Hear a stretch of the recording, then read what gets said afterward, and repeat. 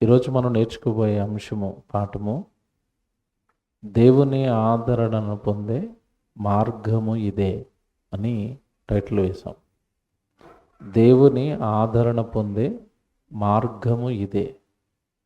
దేవుని పిల్లలారా, సహజంగా మనం అంతా దేవుణ్ణి నమ్మాం, ప్రభు దగ్గరికి వచ్చాం, ప్రార్థనలు చేస్తున్నాం, బాప్తిస్మాలు తీసుకున్నాం. మీ అందరి కోరిక, మీ అందరి ఆశ ఒకటే. ఏంటి ఆశ? దేవుని ప్రేమ మాకు దక్కాలి, దేవుడు మమ్మల్ని ఆదరించాలి, దేవుడు మమ్మల్ని తన చెంతకు చేర్చుకోవాలి, మమ్మలను మా కుటుంబాన్ని దేవుని ఆదరణలో, దేవుని కృపలో మా కుటుంబాన్ని కట్టుకోవాలి. ప్రతి ఒక్కరూ ఆశించేది ఇదే కదా. సహజంగా మనం అందరం కోరుకుంటున్నది కూడా ఇదే. దేవుడి ఆదరణ మాకు కావాలి అని కోరుకుంటాం. Very good. ఇప్పుడు కూడా మన దగ్గర పాఠాలు మీరు వింటున్నప్పుడు ఒక విషయాన్ని జ్ఞాపకం పెట్టుకోనండి.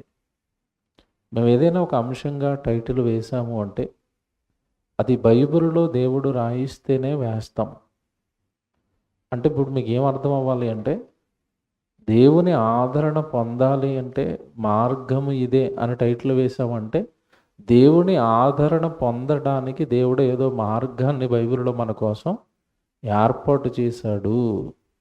ఆ మార్గం తెలిస్తేనే కానీ మనకి దేవుడి ఆదరణ అనేది మనకు దక్కదు. అందరూ గుడికి వస్తున్నారు, అందరూ వాక్యం వింటున్నారు, అందరూ దేవుడి పని చేస్తున్నారు. ఇదంతా దేనికోసం మనం అందరం చేస్తున్నాము అంటే దేవుడి ఆదరణ మాకు కావాలి, దేవుడి తోడు మాకు కావాలి, దేవుడి కృప మాకు కావాలి.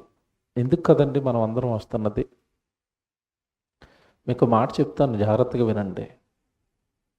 ఈరోజండి భూమి మీద మనిషి జీవితం అస్సలు బాగోలేదండి. అందరి జీవితాలు ప్రమాదంలో ఉన్నాయి, అందరి ప్రాణాలు అపాయంలో ఉన్నాయి. ఎవరు ఎప్పుడు ప్రాణాన్ని విడిచిపెట్టి వెళ్ళిపోతారో తెలియని రోజుల్లో మనం బ్రతుకుతున్నాం. రోగం వచ్చి ప్రాణం పోతున్న వాళ్ళు ఉంటున్నారు, ప్రమాదాలలో ప్రాణాలు పోగొట్టుకుంటున్న వాళ్ళు ఉంటున్నారు. నిన్న నేను తాడేపల్లిగూడెం మీటింగ్స్కి వెళ్ళానండి. 3 రోజుల మీటింగు. మొదటి 2 రోజులు బాగా జరిగింది. రెండో రోజు రాత్రి ఒక సిస్టర్ వాక్యం విన్నదట కూర్చుని. ఇంటి నిండా ఏవో సమస్యలట. తెల్లవారి కరెక్ట్గా 3-4 గంటల టైంలో సూసైడ్ చేసుకుని చనిపోయింది ఆవిడ. సంఘస్థులు ఏ మీటింగ్ అయితే పెట్టారో ఆ మీటింగ్లో ఉన్న ఒక సంఘస్థురాలు, ఆ సంఘానికి వస్తున్న ఒక చెల్లి.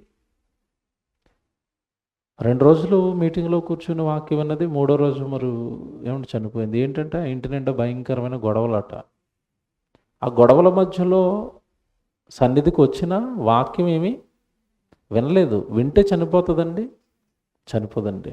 చెప్పటం కూడా నేను ఎలాంటి పాఠాలు చెప్పాను అంటే, నీ రాక కోసం నీ కన్న తండ్రి జగత్తు పునాది వేయబడక ముందు నుంచి ఎదురు చూశాడని చెప్పాను. ఆ మాట కూడా అర్థం అవ్వలేదు, ఆ మాటను పట్టించుకోలేదు. ప్రాణాన్ని తీసుకుని వెళ్ళిపోయిందంటే ఆ కుటుంబం బోరున ఏడుస్తుంది. ఆ కుటుంబమే కాదు, ఈరోజు భూమి మీద ఉన్న చాలా కుటుంబాలు అలాగే రోధిస్తున్నాయి. ఏంటి దీని అంతటికి కారణం?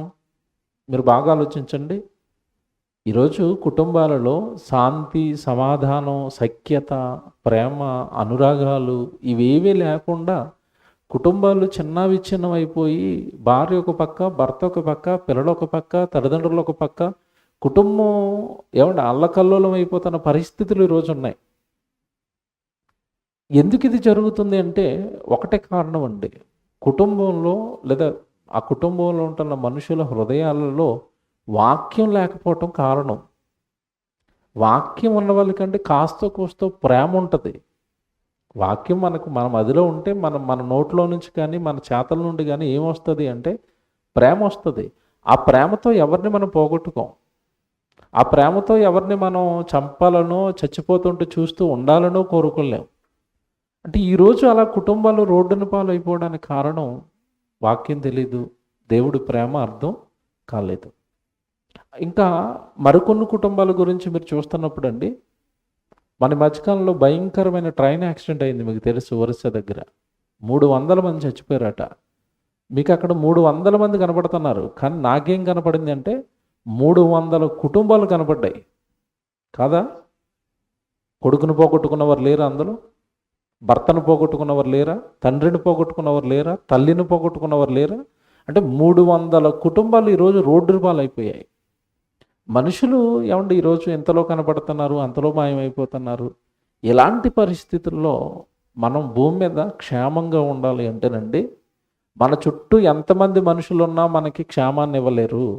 మనకి డబ్బు ఉందా? క్షేమాన్ని ఇవ్వదు. మనకు అధికారం ఉందా? క్షేమాన్ని ఇవ్వదు. మనం క్షేమంగా ఉండాలి అంటే మన పైన ఉండవలసింది ఏంటో తెలుసండి? దేవుని ఆదరణ మీ కుటుంబానికి ఉండాలి, నీకుండాలి, నాకుండాలి. దేవుని తోడు ఉండాలి, దేవుని ఆదరణ ఉండాలి. అప్పుడు తప్పండి ఎవరి జీవితం కూడా క్షేమంగా భూమి మీద గడవదు. బాగుంది అంటే దేవుడు తోడుగా ఉంటే బాగుంటాం, దేవుడు మనకి సహాయకుడిగా ఉంటే బాగుంటాం. దేవుడు తోడుగా ఉన్నప్పుడు ఎన్ని కష్టాలు వస్తున్నా కష్టాలు అనిపించవు. మర్చిపోకూడదు మీరు. అంటే మరి దేవుడు తోడుగా ఉంటే మనకి సమస్యలు ఏముండవండి, కష్టాలు ఏముండవండి అంటే ఎందుకు ఉండవు? ఉంటాయి. చెప్తాను ఈరోజు మీరు కరెక్ట్గా పాఠం వినాలి. అసలు మీకు ఎంత దేవుడు దగ్గరైపోతాడంటే, మీరు ఎంత ఆనందపడిపోతారంటే దేవుడి విషయంలో, ఇంతకాలం ఈ చిన్న విషయాన్ని మనం సరిగా పట్టించుకోలేదా అనుకుంటారు మీరు. నేను చెప్పేది చిన్న విషయమేనండి, కానీ అది మనకు అర్థం కాక తప్పు చేసాం ఎంతకాలం. దేవుని ఆదరణ పొందే మార్గము ఇదే. అంటే దేవుడు ఎవరిని ఆదరిస్తాడు, దేవుడు ఎవరికి తోడుగా ఉండాలనుకుంటున్నాడు, దేవుడు ఎవరితో ఉండాలనుకుంటున్నాడు, దేవుడు ఎవరి పక్షాన దేవుడు తన కృపను, తన బలాన్ని, తన ప్రేమను చూపించాలనుకుంటున్నాడు అంటే ఎవడు అందరికీ దేవుడి ఆదరణ అనేది ఈరోజు దక్కటం లేదు అని ప్రపంచ పరిస్థితులను చూసినప్పుడు మీకు అర్థమైపోతుంది. ఎవరిని కదపండి, కష్టాలు కష్టాలు కష్టాలు కష్టాలు. దేవుడు మమ్మల్ని విడిచిపెట్టాడండి, దేవుడు మాకు తోడుగా లేడండి, దేవుడు మమ్మల్ని ఏమోనండి మేము దేవుడి దగ్గరికే వెళతామండి, అయినా మేము ఎందుకోనండి ఇలాగ అయిపోయాం, చాలా మాట్లాడుతున్నారు. దీని అంతటికీనండి కారణం ఒకటేనండి, దేవుడు ఎందుకో విడిచిపెట్టాడు మనల్ని, దేవుడు ఎందుకో పట్టించుకోవట్లేదు మనల్ని, దేవుడు ఎందుకో పక్కన పెట్టాడు మనల్ని. ఎందుకండి? సర్వేశ్వరుడు వెనకాల ఉన్నప్పుడు ఈ లోకంలో వస్తున్న చిన్న చిన్న సమస్యలా? యోబు గారితో దేవుడు తోడుగా ఉన్నాడు. యోబుకి ఎన్ని కష్టాలు వచ్చినా మళ్ళీ తిరిగి లేచి నిలబడ్డా? నిలబడలేదా? నిలబడ్డాడు. కారణం కష్టాలు, కన్నీళ్ళు, వేదనలు భక్తుడికి సహజం. కానీ ఆ భక్తుడికి దేవుడు తోడుంటే అందులో నుంచి ఈజీగా మరలా లేచి నిలబడతాడు. ఆ ధైర్యం మనం కోల్పోవడానికి గల కారణం, ఆ ధైర్యం ఈరోజు ప్రపంచం కోల్పోవడానికి గల కారణం, ఎక్కడో దేవుడు అనే ఆయన ఈరోజు భూమి మీద ఉన్న మనిషిని విడిచిపెట్టాడు. దేవుడు ఆదరణ లేదు, దేవుడు తోడు లేదు. అందుకే ప్రతి చిన్నదానికి భయపడే పరిస్థితి మనుషులకు ఏర్పడింది ఈరోజు. బాగా ఆలోచించండి మీరు. ప్రతి చిన్నదానికి మనిషి భయపడుతున్నాడు. కరోనా టైంలో దగ్గు వచ్చింది అనుకోండి, పరిస్థితి ఎలా ఉండి చెప్పండి మీకు? కరోనా టైంలో దగ్గు వస్తే పరిస్థితి ఏంటి? కరోనా అయ్యేనేమో, నేను చచ్చిపోతానేమో. ఆల్రెడీ న్యూస్లో చూపిస్తాడు కదా, దగ్గుతున్న చచ్చిపోవాలని చూపించాడు కదా. ఆడు దగ్గు చచ్చిపోయాడంటే నేను కూడా దగ్గి చచ్చిపోతానేమో. ఈరోజు అంటే భయం గుప్పిట్లో ప్రపంచం బ్రతుకుతుందండి. దేవుని పిల్లరా, మీకు మాట్లాడుతాను, ధైర్యం కోల్పోయింది ఆ ప్రపంచం. అంటే ధైర్యం కోల్పోయింది. ప్రతి చిన్నదానికి భయపడే మనుషులుగా ఈరోజు మనుషులు ఎందుకున్నారు అంటే, వెనకాల ఉండవలసిన కొండంత అండ, ఆదరణకర్త, ఆదరించే ఆయన దేవుడిని మనుషులు దూరం చేసుకున్నారు. దేవుడు తోడనేది మనుషులకు లేకుండా పోయింది. అందుకే మనిషి ప్రతి దానికి భయపడుతున్నాడు. మీకు మాట చెప్తాను. యెషయా గ్రంథంలో దేవుడు ఒక మాట చెప్తాడు. 8వ అధ్యాయం మీరు చూడండి, ఎంత బాగుంటుందో ఈ మాట. ఏమండి, ఒకసారి నేను చూపిస్తాను ఈ మాట. ఇది ఇది ఇది ఇచ్చే ధైర్యం అండి మనకు అంతా ఇంత కదండి.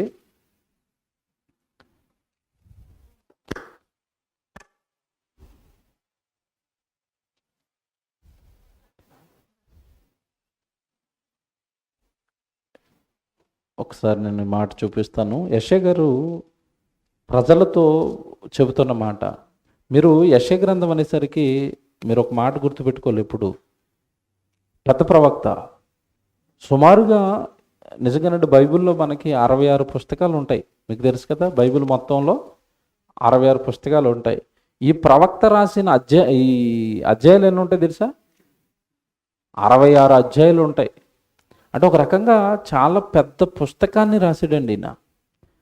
ఇంత పెద్ద పుస్తకాన్ని రాసిన యెషయా ప్రవక్త చాలామంది రాజులను చూశాడు, చాలామంది యుద్ధాలను చూశాడు. రాజులను యుద్ధాలను చూసిన ఈయనండి ఒక మంచి మాట పలుకుతాడు యెషయా గ్రంథంలో. ఎందుకంటే రాజులు అనేసరికి ఎన్నో భయంకరమైన వేదనలు, కష్టాలు, ఆ కష్టాలలో నుండి బయటికి రావటము, ఇదంతా చూసిన యెషయా గారు పలికిన మాట అండి. నేను రెఫరెన్స్ చూపిస్తాను.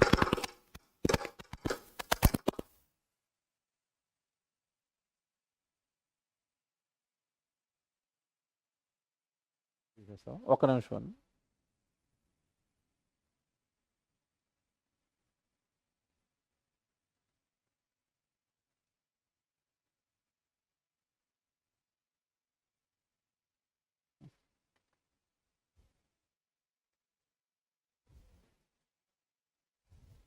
ఎవరైనా ఉంటుందని కదులుతుంటే వస్తుంది అనుకుంటున్నాను. దేవుని పిల్లలారా, యెషయా పలికిన మాట దేవుడు నిజంగా ఆయనకి ఇచ్చిన ధైర్యం, ఆయనకి ఇచ్చిన ఆనందం అంతా ఇంత కదండి. యెషయా గ్రంథం రాస్తూ ఒక చోట అంటాడు, దేవుడు మాతో ఉన్నాడు అని రాశాడు. ఏమంటున్నాడు?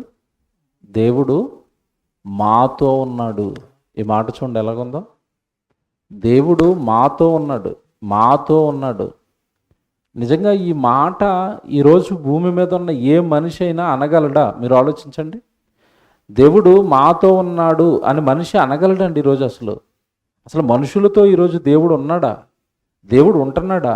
ఒకవేళ ఈరోజున్న మనుషులతో గనక దేవుడు ఉంటే మానవ జీవితాలు ఇంత భయంకరమైన భ్రష్టు పట్టి, ఇంత భయంకరమైన కష్టాలలో, వేదనలలో పిరికివారుగా, ప్రతి చిన్నదానికి భయపడేవారుగా మనుషులు మారిపోతారా? మీరు ఆలోచించండి. అంటే దేవుడు తోడుగా ఉంటే వ్యక్తి ఎంత ధైర్యంగా ఉంటాడో మీకు భక్తుల్ని జ్ఞాపకం చేస్తాను. చెప్పండి. 8వ అధ్యాయము 10వ వచనం చూడండి. 8వ అధ్యాయము 10వ వచనం అండి. 8వ అధ్యాయం 10వ వచనం అండి. యెషయా గ్రంథం 8వ అధ్యాయం 10వ వచనం. ఆలోచన చేసుకున్నను అది వ్యర్థమగును, మాట పలికినను అది నిలవదు, దేవుడు మాతోనున్నాడు. చూసారు ఎలాగుందో? ఇది ఎలాగుందండి? ఇది మీకు ఎలాగుందో కానీ వచనం చదివినప్పుడు నాకైతేనండి భయం వేసింది. యెషయా దేవుడు నమ్మాడు, మనం దేవుడు నమ్మేమా? బాగా ఆలోచిస్తున్నారు మీరు? యెషయా గారు దేవుడు నమ్మాడండి, మనం దేవుడు నమ్మేమా? నమ్మాం. ఇప్పుడు యెషయా గారు అంటున్న మాట మనం అనగలమా? దేవుడు మాతో ఉన్నాడు అనండి మీరు. ఎలాగుంది? అనడానికి ఎక్కడో అనాలా లేదా? ఒకవేళ అంటే మాతో ఉంటాడా? ఈ భయం ఉంది కదా మనకి, సంకోచిస్తున్నాం. నిజంగా ఉన్నాడా దేవుడు మనతో? ఉన్నాడండి. మీకు మాట చెప్పనా? దేవుడు మీతో పాటు ఉన్నాడు గనక మీరు ఇక్కడ ఉన్నారు. లేదంటే మీరు అందరూ ఏదో హాస్పిటల్లోనో, ఏదంటే ట్రైన్ కిందో, ఏదో లారీ కిందో, ఏదో బస్సు కిందో, లేదంటే ఏదో గవర్నమెంట్ హాస్పిటల్లో పెద్ద రోగం వచ్చేసి ట్రీట్మెంట్లోనో ఉంటారు మీరు. అంటే మిమ్మల్ని మేము ధైర్యపరిచే మాట చెప్తున్నాను. దేవుడు మీతో ఉన్నాడా? ఉన్నాడండి. అమ్మాయి ఎంత బాగుంది ఇది వినడానికి, ఎంత రిలాక్స్గా ఉంది. ఇది మీకు అర్థమవుతుంది. ఒక ఉదాహరణ చెప్తాను. వైఎస్ జగన్మోహన్ రెడ్డి గారు అనుకోకుండా ఓ రోజు మీకు ఫోన్ చేసి, అమ్మా ఎలాగున్నావు అన్నారు. బాగున్నాను. ఎవరండి మీరు? నేను వైఎస్ జగన్మోహన్ రెడ్డి ముఖ్యమంత్రి గారు మాట్లాడుతున్నాను. సార్ మీరా అంటారు. నీకేం వచ్చిన నీతో నేను ఉన్నానమ్మా అన్నాడు అనుకోండి. ఎలాగుంది? ఫోను పెట్టి మొత్తం ఊరంతా తిరగరు ఆ ఫోన్ పెట్టుకుని. జగన్మోహన్ రెడ్డి గారు నాకు ఫోన్ చేసి ఏమన్నాడు? మీ వెనకాల నేను ఉన్నాను, ఏం కాదు అన్నాడు. అస్సలు ఎలాగుంటుందండి అది? ధైర్యం ఎలాగుంది కదండి? లేదా ఏదో పోలీస్ స్టేషన్లో కేసులో ఇరుక్కున్నారు, జడ్జి గారు ఫోన్ చేసి నీకు ఏం పర్లేదమ్మా, నీ వెనకాల నేను ఉన్నాను. ఎలాగుంది? చూసారా? ఇక్కడ మాట ఇచ్చింది, ఇక్కడ మీతో ఉంటాను, మాతో ఉన్నాడు అని యెషయా గారు చెప్తున్నది ఒక ముఖ్యమంత్రి, ఒక పోలీస్ ఆయన, ఒక జడ్జి గారు, ఒక డాక్టర్ కాదండి. ఎవరు? వీళ్ళందరినీ కలిగించిన సృష్టికర్త మాతో ఉన్నాడు. ఎలాగుంది? హైదరాబాద్లోనండి మియాపూర్ సంఘం అండి, మాతో దేవుడు ఉన్నాడు. ఎందుకున్నాడు తెలుసండి? హైదరాబాద్లో బ్రతకటమే కష్టం, అక్కడ మేము సంఘాన్ని నడిపిస్తున్నాం. సంఘాన్ని నడిపించడం అంటే ఎలా ఉంటుంది తెలుసండి? నెలకు వచ్చేసరికండి రీసెర్చ్ సెంటర్లు, తర్వాత మెయిన్ మా కాలేజ్ బిల్డింగ్కి కలిపి సుమారు 47,000 48,000 రెంట్ కడతాం మేము. ఓన్లీ రెంట్ సుమారు దగ్గరగా 50,000. ఇదంతా మనుషుల వల్ల అవుతుందా? ఎవరు ఉండాలి వెనకాల? నెల నెల కరెక్ట్గా 30 రోజులు అయిపోయేసరికి 50,000 పట్టుకోవాలి మేము. ఎలాగుంది ఇదంతానండి? మా వెనక దేవుడు ఉండబట్టి ఆ భయంకరమైన సొదొమ గొమొర్రా పట్టణాల్లో మమ్మల్ని మేము కాపాడుకుంటూ కరెక్ట్గా ఏదో కొద్ది మందిని అలా దేవుడిలో నిలబెట్టగలుగుతున్నాం. కారణం దేవుడు మనతో ఉన్నాడు, మీతో ఉన్నాడు, మాతో ఉన్నాడు. దేవుడు కొరకు బ్రతుకుతున్న వాళ్ళతోనే దేవుడు ఉంటాడు. ఇది మనసులో పెట్టుకోండి. దేవుడు గనక ఒకవేళ తోడుగా ఉంటే పరిస్థితులు అలాగున్న ధైర్యం ఉంటుంది. ఒక ఉదాహరణ చెప్తాను మీకు. దానియేలును బెదిరిస్తున్నారు. ఆ రోజు రాజాజ్ఞకు వ్యతిరేకంగా నువ్వు బ్రతుకుతానండి సంగతి చూస్తాం, డామ్ డూమ్ డకర్ అంటే ఆయన ఏమంటున్నాడు? మీరు ఏం చేస్తారో చేసుకోండి బాయ్, దేవుడు చెప్పిందే నేను చేస్తాను. ఎలాగుంది దానికి? ఏమంటే అక్కడ రాజు ప్రభుత్వము ఈయనకి యాంటీ అయిపోయినా ఏమంటే ఈ ధైర్యం ఎక్కడి నుంచి వచ్చింది చెప్పండి? దానియేలుకి ధైర్యం ఎక్కడిది? దేవుడు మాతో ఉన్నాడు, ఏం చేస్తారో చేయండి. షడ్రక్ మేషక్ అబేద్నెగో వాళ్ళు కూడా సేమ్ డైలాగ్ కదా, దేవుడు మాతో ఉన్నాడు, ఏం చేస్తారో చేయండి. అలాగుంది. మీకు అర్థమవుతుందా? ఎదురుగ్గా వస్తున్నది ఎంత కష్టమైనా దేవుడి ఆదరణ, దేవుడు తోడు నీకుంటే నీకుండే ధైర్యం వేరు, నీకుండే ఆ గుండె ధైర్యం వేరు. మనుషుల్ని బట్టి ధైర్యం పెంచుకున్నాం అనుకోండి, కరెక్ట్గా టైం చూసి హ్యాండ్ వేస్తాడు నీగాడు. ఏమండి? చాలామంది దేవుడి మీద పెంచుకోరు ఈ ధైర్యాన్ని. ఎవరి మీద పెంచుకుంటారు? మాకు మా అక్క ఉంది అంటది ఒక ఆవిడ. మీ అక్క ఉందా నీకు? మీ అక్క ఏం చేస్తుందంటే, ఉంది, మా అక్క ఉంది, అసలు మా అక్క లేకపోతే నేను లేను, మా అక్కే నా కొండ, మా అక్కే నా ధైర్యం అంటారు. సడన్గా లారీ కింద అక్క చచ్చిపోయింది. ఏది నీ కొండ? ఏది నీ ధైర్యం? ఏమండి? ఎవరు బాధపడకండి, మీకు అర్థం అవడానికి చెప్తున్నాను అంతే. ఏమండి? మనుషులు నమ్ముకుంటామా? మనుషులు మన ధైర్యమా? డబ్బు మన ధైర్యమా? అధికారం మన ధైర్యమా? కాదండి. డబ్బు అధికారం ఉన్న వాళ్ళు కూడా కరోనా టైంలో విలవల్లాడిపోయారు, మీకు తెలియదు కాదు. ఎస్పి బాలసుబ్రహ్మణ్యం గారికి ఆస్తట 1000 కోట్లట. ఆయన్ని బ్రతికించడానికి 8 కోట్లు ఖర్చు పెట్టారు. ఉన్నాడా? ఏది మన ధైర్యం కాదండి. ఒకటేనండి, మనకి వెనక దేవుడు ఉండాలి. దేవుడు ఆదరణ మా మీద ఉందండి, మా కుటుంబం మీద ఉందండి అనగలిగిన సాక్ష్యం నీకుంటే నువ్వు హ్యాపీ భూమి మీద. Very good. మరి దేవుడి ఆదరణ, దేవుడి తోడు ఎవరికి దక్కుతుంది? ఏం చేస్తే దక్కుతుంది? ఇది నా పాయింట్. టైటిల్ ఏమనేసాం? దేవుని ఆదరణను పొందే మార్గము ఇదే. దేవుడు నీకు తోడుగా ఉండాలా? ఉండాలి. ఉండాలి అంటే ఎవరితో పడితే వాళ్ళతో ఈరోజు దేవుడు లేడు. ఇది మీరు నమ్మండి. యెషయా గారి కాలానికి అంటున్నాడు దేవుడు మాతో ఉన్నాడు అంటే అర్థం ఏంటి? ఆ రోజు దైవ వ్యతిరేకులతో ఏం చెప్తున్నాడు యెషయా గారు ఇండైరెక్ట్గా? ఒరే మీతో లేడురా దేవుడు, మాతో ఉన్నాడు. చూసారా? అంటే దేవుడు అందరితోనూ లేడా అంటే విడిచిపెట్టేశాడండి. ఎప్పుడు విడిచిపెట్టాడు తెలుసా? తొలినాళ్ళల్లోనే, ఆదికాండం 6వ అధ్యాయంలోనే మనుషులను చేసినందుకు యెహోవా హృదయములో సంతాపము నొందెను. ఆ పైన ఒక మాట ఉంటుంది, నా ఆత్మ నరులతో ఎల్లప్పుడూ వాదించదు అంటే అర్థం ఏంటి చెప్పండి? ఒరే మీకు నమస్కారం రాక నేను మీతో మాట్లాడే మనసు నాకు లేదు. చూసారా? విడిచాడా? విడిచిపెట్టేసాడండి.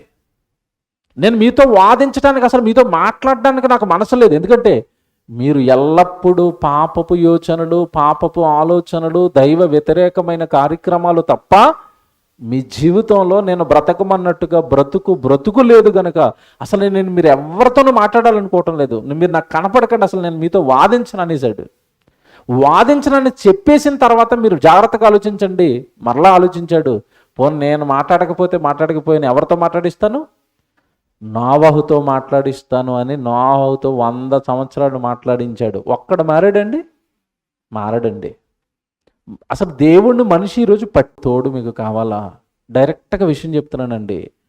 దేవుడి పని చేస్తూ దేవుడి పక్షాన ఎవరైతే శ్రమలు పడుతున్నారో వాళ్ళతోనే ఈరోజు దేవుడు ఉంటాడు. ఇది రాసుకోండి. దీనికి సంబంధించిన రెఫరెన్స్లన్నీ ఇప్పుడు బైబిల్లో నుండి నేను చూపిస్తాను. మళ్ళా చెప్తున్నాను, జాగ్రత్తగా వినండి.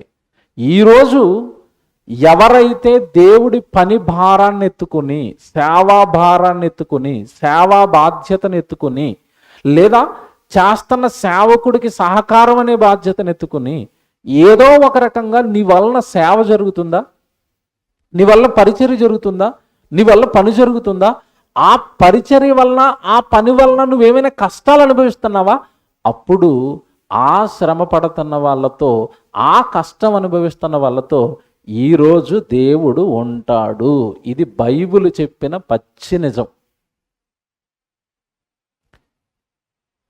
ఒక ఆయన్ని జ్ఞాపకం చేస్తానండి. నేను అలాగ సువార్త ప్రయాణాల్లో తిరుగుతున్నప్పుడు అండి, అక్కడక్కడనండి నిజంగా కొంతమంది భక్తులు కనపడుతున్నారండి ఈ తరంలో కూడా. నాకు నిండు వృద్ధాప్యానికి వచ్చాడండి ఒక ఆయన. వృద్ధాప్యకు వచ్చిన తర్వాత వృద్ధులకి ఈరోజు గవర్నమెంట్ పెన్షన్ ఇస్తుంది, మీకు తెలుసు కదా. నాకు తెలిసి 3,000 ఏమో ఇస్తున్నారు. 3,000నండి, అదే 2,750 దగ్గర 3,000 అనుకోండి. ఏమంటే ఏదో ఒక మొత్తం మీద అమౌంట్ అయితే వస్తుంది. ఆ పెద్ద ఆయన నేను ఆశ్చర్యపోయానండి.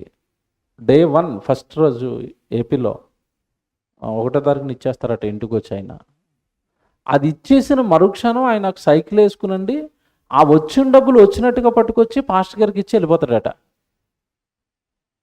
ఎలాగుంది ఇది? తినడానికి తినలేదు, మళ్ళా ఆ సైకిల్ తొక్కుకుంటూ ఒక చిన్న సెక్యూరిటీ గార్డు కింద ఉద్యోగం చేస్తూ వస్తున్న డబ్బులతో ఆయన పోషించుకుంటున్నాడు. గవర్నమెంట్ ఇస్తున్న డబ్బులు మాత్రం వచ్చినట్టుగా పట్టుకెళ్ళి ఎవరికి ఇచ్చేస్తాడట? సేవకుడికి ఇచ్చేసి ఈసారి వాళ్ళ సెమినార్స్ పెడతారు నాతో ప్రతి నెల. ఏమండి ఈసారి సెమినార్లో నా ఈ 3,000 వేసేసేయండి. ఒక నెల ఏం చేశాడట, ఆ 3,000తో పాటు జీతంలో నుంచి 2,000 కలిపి ఈ నెల సెమినార్కి నాది 5,000 అన్నాడట. వృద్ధుడండి. నిజంగా మీకు ఏమనిపించింది ఇది వింటుంటే? ఆయన చూసి షాక్ అయిపోయాను నేను. మరలా ఏమీ తెలియనట్టుగా సెమినార్కి వచ్చి అలా కింద కూర్చొని కలజోడు పెట్టుకుని చెప్పింది అల్లా రాసుకుంటాడు. నాకు భయం వేసింది ఆయన చూస్తే. నమస్కారం అండి పెద్ద ఆయన, బాగున్నారంటే బాగున్నాను ఆయన. సెమినార్కి వచ్చి ఒక 20,000 25,000 ఖర్చు అయిపోతుంది. నేను 5,000 3,000 ఇస్తున్నాను, ఇంకా ఎక్కువ ఇవ్వాలనుకుంటున్నాను, నా కోసం ప్రార్థన చేయను ఆయన. ఎలాగుంది? ఇప్పుడు ఆయనతో దేవుడు ఉంటాడా ఉండడా? మీకు విషయం తెలుసండి, డబ్బంతా దేవుడికి ఇచ్చేసినప్పుడు ఇంట్లో డబ్బులు లేవనుకోండి, ఏ జబ్బు రానివాడు దేవుడు. తెలుసా? తెలియదు చాలామందికి ఇది. డబ్బులు లేవండి. ఇప్పుడు ఇతనికి ఏదైనా పెద్ద అనారోగ్యం వచ్చేసింది అనుకోండి, చూపించుకోవడానికి డబ్బులు ఉన్నాయా? లేవు. ఇప్పుడు ఇతని బాధ్యత, ఇతని రెస్పాన్సిబిలిటీ ఎవరు తీసుకుంటారు చెప్పండి మీరు? బాగా ఖచ్చితంగా దేవుడు తీసుకోండి, నీకు ఏం వస్తుందో నేను చూస్తాను ఆయన అంటాడు. మనకుందా ఆ ధైర్యం? ఉండదు. ఎందుకంటే మనం ఎప్పుడు ఏమి ఇవ్వం కదా. అన్నీ మనకి బీరువాలో ఉండాలి. ఆ బీరువాలో నుంచి అటు హాస్పిటల్కి అటు ఆడికి అటు ఇటుకి వెళ్ళిపోవాలి తప్ప దేవుడికి మాత్రానికి రానివ్వం. మనకెక్కడ ఉంటాడు? మనకెక్కడ తోడుగా ఉంటాడండి? హైదరాబాద్ లాంటి మహాపట్టణంలో నేను ఉద్యోగం చేస్తున్న కాలంలోనండి, ఆ ఉద్యోగం నా సేవకు అడ్డొచ్చేస్తుంది. హైదరాబాద్లో ఉద్యోగం ఉండి బ్రతకటమే చాలా కష్టం. నేను ఉద్యోగం చేస్తున్నప్పుడే చాలా కష్టపడేవాడిని, భార్యను పిల్లల్ని పెంచడానికి, చిన్న చిన్న పిల్లలు. కానీ మనసు ఎక్కడ అంగీకరించడం లేదు. ఎక్కడికైనా మీటింగ్కి వెళ్తాను, లీవ్ ఇవ్వమంటే ఇవ్వనంటున్నాడు. నిర్దాక్షిణ్యంగా ఒకరోజు రిజైన్ చేసి రోడ్డు మీద నిలబడ్డానండి. అందరూ ఆశ్చర్యపోయారు, ఏమవుతుందో వీళ్ళ కుటుంబం, ఏమవుతుందో వీళ్ళ జీవితం అని. కొద్ది రోజులు కష్టపడ్డాం, కొద్ది రోజులు చాలా భయంకరమైన జీవితాన్ని అనుభవించాం. కానీ దేవుడు చూశాడు. అక్కడ నేను నిలబడింది నా కోసం కాదు, ఎవరి కోసం? దేవుడి కోసం, సేవ కోసం. నిజంగా చక్కగా అలా మమ్మల్ని నిలబెట్టాడండి. ఈరోజు చక్కగా మేము భోజనం చేస్తున్నాం, బట్టలు ఉన్నాయి, హ్యాపీగా ఉన్నాం మేము. ఇది మీకు ఎందుకు చెప్పానంటే, నువ్వే నన్ను నడిపించాను ఆయనకు అప్పగించావు అనుకోండి, నడిపిస్తాడా? నడిపించడు. మనం ఏం చేస్తామంటే అన్ని లెక్కలు వేసుకొని నిలబడతాం ఆయన దగ్గర. ఆ లెక్కలంటేనే ఆయనకి చిరాకు. మనుషులు లెక్కలు వేసుకొని నిలబడతారు దేవుడి దగ్గర. ఇది దీనికి, ఇది దేనికి, ఇది దేనికి అన్నీ అయిపోయిన తర్వాత ఏమైనా మిగిలితే దేవుడికి ఇది అసలు నచ్చదండి. మొదట ఆయనకిచ్చి, ఉందా బైబిల్లో? మొదట ఆయనకిచ్చి ప్రతిఫలం పొందదగిన వాడు ఎవడంటే, మొదట మా అన్నీ చూసుకున్న తర్వాత మిగిలితే మీ దగ్గరికి వస్తూ ఉంటాను. అందుకే సెట్ అవ్వట్లేదు ఆయనకి మనకి. అసలు ఆయనకి మనకి పడకపోవడానికంటే అసలు ఆయన వాక్యానికి భిన్నంగా మన జీవితం ఉంటుంది. ఎప్పుడు చూసుకోండి, ఆయన ఒకటి చెప్తాడు, మన జీవితం ఇంకోలో ప్రయాణం చేస్తూ ఉంటుంది. కానీ వాక్యం అన్నప్పుడు మాత్రం భలేగా ఉందండి అంటారు. భలే ఉంది వాక్యం అన్న నువ్వు ఆ వాక్యాన్ని ఏనాడైనా బ్రతుకులో పాటించడానికి ప్రయత్నిస్తున్నావా? ఆలోచిద్దాం. శ్రమలు పడుతున్న వాళ్ళతో దేవుడు ఉంటాడని బైబిల్లో దేవుడు చెప్పాడా? చెప్పాడండి. ముందుగా ఓ మాట చెప్తాను, కొత్తగా వచ్చిన వారు ఉంటారేమో. అసలు క్రైస్తవులకి శ్రమలు అన్న పదం ఇష్టం ఉంటుందండి? ఇష్టమే ఉండదు. అసలు ఇష్టం ఉంటుంది ఎప్పుడు ఉంటుంది? 40 రోజుల శ్రమల దినాల టైంలో ఇష్టం ఉంటుంది. ఏమండి, ఆ 40 రోజులు అయిపోతే మళ్ళీ ఇష్టం ఉంటుందా? బాబా హ్యాపీగా ఉండాలి, సంతోషంగా ఉండాలి, దేవుడు మమ్మల్ని దీవించాలి. ఇది సేవకులకు అర్థమైపోయి, బోధకులకు అర్థమైపోయి వాళ్ళు కూడా ఏం చేస్తున్నారంటే ఇటు ఆరాధనలోనూ ఆశీర్వాదం ప్రసంగాలే, గృహకోడికి పెడితేనూ ఆశీర్వాదమే, ఎవడైనా ఒక వ్యక్తి చచ్చిపోయి ఆ వ్యక్తి చచ్చిపోయిన సభ పెట్టినా అక్కడ కూడా ఆశీర్వాదమే. అంటే ప్రజల్ని ఏం చేశారంటే దేవుడు మీరు ఏం చేయండి మిమ్మల్ని ఆశీర్వదిస్తాడు, మిమ్మల్ని సుఖంగా ఉంచుతాడు. ఈ ఏమంటే వెంటనే విశ్వాసాలకి ఎలాగుంది? హ్యాపీ, బాగుందట. చచ్చిపోయిన దగ్గర కూడా ఆశీర్వాదం బోధే. నాకు విసుగేసిందండి. నన్ను పిలిచారు, నన్ను ఎలా కూర్చోబెట్టారు, అయ్యగారు తగులుకున్నారు, మైకొదలరు. నేను చచ్చిపోయిన దగ్గర కూడా ఆశీర్వాదమే. చచ్చిపోయాడు అయ్యా, నీ బ్రతుకును బాగు చేసుకో. ఏమంటే చచ్చిపోయినాడు ఎలా చచ్చిపోయాడు తెలుసా? తాగి చచ్చిపోయాడండి. తాగి చచ్చిపోయినాడు, అతనికి ఆశీర్వాదాలట, ఈ కుటుంబానికి ఆశీర్వాదాలట. ఆడు తాగి చచ్చాడు, మీ కుటుంబంలో ఎవడన్నట్టు బతుకును బాగు చేసుకోండి అనాలా అనే ధైర్యం లేదండి ఈరోజు. అలాగంటే కానుక ఎవరు కదా. చూసారండి, బెండ్ అయిపోయారు విశ్వాసులకి బోధకులు. నో, తప్పు చేస్తున్నారు. బోధకుడు అంటే దేవుని పక్షాన దేవుడు చెప్పమన్నది నిజాయితీగా నిర్భయంగా మనుషులకు భయపడకుండా బోధించేవాడు అసలైన బోధకుడు. తెలుసా? మనుషులకు భయపడితే అక్కడ దేవుడు. బోధకులమైన మరి కఠినమైన శిక్ష దేవుడి చేతిలో మనం పడతాం. ముందు వీళ్ళ ఇష్టాలకు అనుగుణంగా మనం బోధన మార్చేసామనుకోండి, దేవుడి చేతిలో పడేది మేము. విన్నవాళ్ళు బాగానే ఉంటారు. కనుక దేవుడు ఏది చెప్పాడో ఉన్నదన్నట్టుగా చెప్పాలి. శ్రమలు అనేసరికండి ఈరోజు క్రైస్తవులకి ఇష్టం ఉండదండి. కానీ ఒక్కసారి మీరు బైబిల్ తీయండి, బైబిల్లో దేవుడు ఏమంటున్నాడు చూడండి. ఫిలిప్పీయులకు రాసిన పత్రిక 1వ అధ్యాయము 30వ వచనం చూడండి. ఫిలిప్పీయులకు రాసిన పత్రిక 1వ అధ్యాయము 30వ వచనం చూడండి. క్రీస్తునందు విశ్వాసముంచుట మాత్రమే కాక, ఏమండి అటు చూసారండి ఎలాగుందో? క్రీస్తునందు విశ్వాసముంచుట మాత్రమే కాక అంటే అర్థం ఏంటి? విశ్వాసముంచినంత మాత్రాన అయిపోయింది అనుకుంటే పొరపాటు. విశ్వాసముంచుట మాత్రమే కాక ఆయన పక్షమున శ్రమపడుటయు ఆయన పక్షాన మీకు అనుగ్రహించబడింది. ఆల్రెడీ మీకు ఇచ్చేశాడు దేవుడు. ఏమిచ్చాడు? ఆశీర్వాదం కాదు, అనుగ్రహించబడింది. అంటే ఏమి ఇచ్చేసాడు చెప్పండి ఇప్పుడు? శ్రమపడుటయు. అంటే క్రైస్తవుడు విశ్వాసిగా మారిన తర్వాత ఆయన పక్షాన శ్రమ పడటం కూడా అనుగ్రహించబడిందట. విశ్వాసిగా మారిన తర్వాత ఆ శ్రమ పడే బాధ్యత ఎత్తుకున్నాడా? ఎక్కడ ఎత్తుకున్నాడు? 40 రోజులు ఎత్తుకుంటానంటున్నాడు సంవత్సరానికి. 40 రోజులు ఎత్తుకుంటాడట. మిగతా 320 రోజులు మాత్రం అనుభవించు రాజాను లోకాన్ని అనుభవిస్తాడట, సుఖపడతాడట. ఇది ఎక్కడదండి? ఇది ఎక్కడది? ఇప్పుడు చెప్తాను జాగ్రత్తగా వినండి. దేవుడు క్రైస్తవుడికి శ్రమలను అనుగ్రహించాడు, సుఖాలను కాదు, ఆనందాలను కాదు. ఎందుకు శ్రమలు అనుగ్రహించాడు అంటే జాగ్రత్తగా వినండి. ఇది అస్సలు ఇంతకాలం అండి శ్రమ అనేసరికి క్రైస్తవుడు పరిగెడతానే ఉన్నాడండి. అలా పరిగెడతన వాళ్ళందరికీ కూడా దేవుని తోడును పోగొట్టుకున్నారని మాత్రం మర్చిపోకండి. దేవుడు సహాయాన్ని పోగొట్టుకున్నారు వాళ్ళందరని మాత్రం మర్చిపోకండి. ఈరోజు మీరు జాగ్రత్తగా వినాలి వాక్యం. వాళ్ళకి చెప్పండి వెళ్ళి, ఎవరైనా దేవుడు పక్షాన ఆశీర్వాదాలు లేదు, మనకి శ్రమలు లేవు, కష్టాలు లేవు, కృపాకాలం, ఆ కాలం, ఈ కాలం అంటున్నాడు అనుకోండి, ఈ రెఫరెన్స్ చూపించండి. దేవుడి పక్షమున నువ్వు విశ్వాసముంచుట మాత్రమే కాకుండా ఆయన పక్షాన మనకేమనుగ్రహించబడింది? శ్రమ. నేను మాట్లాడుతాను ఇప్పుడు, కరెక్ట్గా వినండి మీరు అందరూ. మనం నమ్ముకున్నది ఎవరిని చెప్పండి? యేసుప్రభుని నమ్మాం. యేసుప్రభు భూమి మీద తన జీవిత కాలంలో కష్టపడ్డా, సుఖపడ్డా? కష్టమే పడ్డాడు. పోనీ చాలామంది ఏమంటారంటే ఆయన కష్టపడి మనకు సుఖాలు ఇచ్చాడని అంటారు. ఇది నిజమేనా? నిజమేనా? పోనీ ఇది మాట నిజం అనుకుంటే, ఆయన కష్టపడిన తర్వాత మిగతా వాళ్ళందరికీ సుఖం అనుకుంటే, ఆ అపోస్తలులకి కష్టాలు వచ్చాయా, సుఖాలు వచ్చాయా? కష్టాలే వచ్చాయి. పోనీ ఆయన పక్కనే ఉన్నారు కాబట్టి కష్టాలు వచ్చేసినాయి అనుకుందాం. తర్వాత కట్టిన సంఘానికి కష్టాలా, సుఖాలా? కష్టాలే.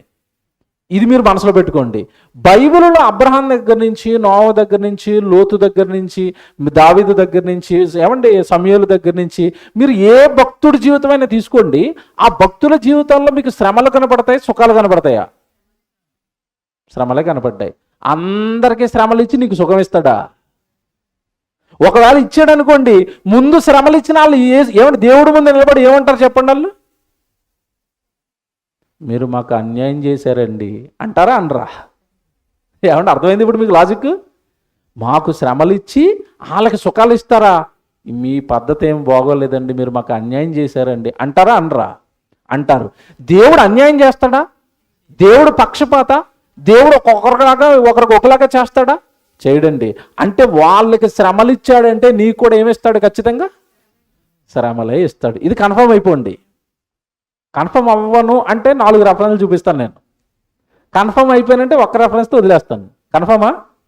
కన్ఫర్మ్. దేవుడు మనకేమిచ్చాడు? శ్రమలు అనుగ్రహించాడు. ఓ మాట అడుగుతాను.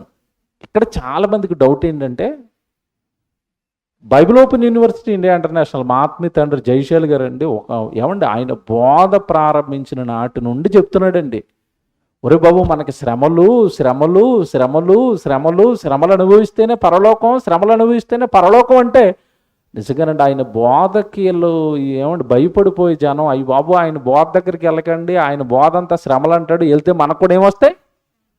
శ్రమలు వస్తాయి అంటున్నారు. బైబిల్లో రెఫరెన్స్ చూపిస్తాను నేను ఇప్పుడు. శ్రమలు నాకొద్దు అనుకుంటే నువ్వు మిస్ అయిపోయేది ఏంటో తెలుసా? పరలోకం. అపోస్తలుల కార్యాలు 14వ అధ్యాయము 22వ వచనం చూడండి బైబిల్లో. అపోస్తలుల కార్యాలు 14వ అధ్యాయము 22వ వచనం చూడండి. శిష్యుల మనస్సులను దృఢపరిచి విశ్వాసమందు నిలకడగా ఉండవలెనని, ఇదిగో మనం అనేక శ్రమలను అనుభవించి, అది ఇక్కడ మీరు బాగా పట్టుకోవాలి వచనాన్ని, మనము అనేక శ్రమలు అనుభవించి దేవుని రాజ్యంలో ప్రవేశించాలి. ఓకే, శ్రమలు అనుభవించి దేవుని రాజ్యంలో ప్రవేశించాలి. శ్రమలు అనుభవించను అంటే ఏం పోయింది చెప్పండి ఇప్పుడు? సరే, ఎంత మాయ చేశారండి ఇంతకాలం మనల్ని. అంటే అటు చేసి ఇటు చేసి మీకు ఏం మిస్ చేస్తున్నారు ఇప్పుడు? పరలోకం మిస్ చేశారు. ఏదో లోకంలో ఒక సామెత ఉంది, ఇంత బతికి ఇంటానకాలు చచ్చిపోయాడట. సరే, ఇప్పుడు సభలకు వచ్చి ప్రార్థనకు వచ్చి ఏమండి బాప్తిజం తీసుకొని అన్నీ చేసి చివరికి పోయేది ఏంటి చెప్పండి?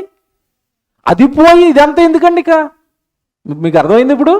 ఇంత బతికి అందరిని విడిచిపెట్టి బాప్తిసాలు తీసుకుని ఇంట్లో తండ్రితో తిట్టించుకున్న వాళ్ళు ఉన్నారు, భర్తలతో తిట్టించుకుంటున్న వాళ్ళు ఉన్నారు, అత్తతో తిట్టించుకున్న వాళ్ళు ఉన్నారు, చాలామంది మతంలోకి దిగిపోయారు అని ఎన్నో మీ మీద నిందలేశారు.